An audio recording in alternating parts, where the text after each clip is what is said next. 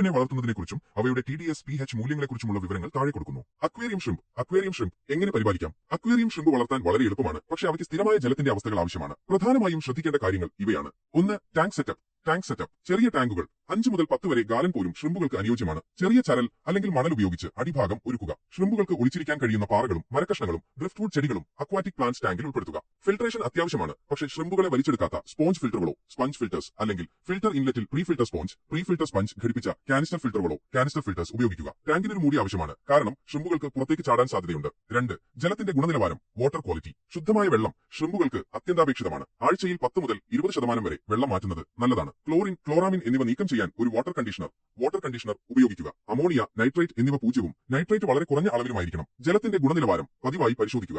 3. ഭക്ഷണം. Feeding. ഷ്രിമ്പുകൾ ആൽഗകളും biofilms തിന്നും, പക്ഷേ അവയ്ക്ക് പ്രത്യേക ഷ്രിമ്പ് ഫുഡ്, ആൽഗി വാഫേഴ്സ്, ബ്ലാഞ്ച് ചെയ്ത പച്ചക്കറികൾ, ബ്ലാഞ്ച്ഡ് വെജിറ്റബിൾസ്, സ്പിനാച്ച്, സുക്കീനി എന്നിവ നൽകാം. അമിതമായി ഭക്ഷണം നൽകരുത്, ഇത് ജലത്തിന്റെ ഗുണനിലവാരം നശിപ്പിക്കും. 4 സഹവാസികൾ. Tank mates. ചെറിയ ശാന്ത സ്വഭാവമുള്ള മത്സ്യങ്ങളോ, ഉദാഹരണം ഒട്ടോസിംഗ്ലസ് കാറ്റ്ഫിഷ്, ബോറാസ്, ഒച്ചുകളോ.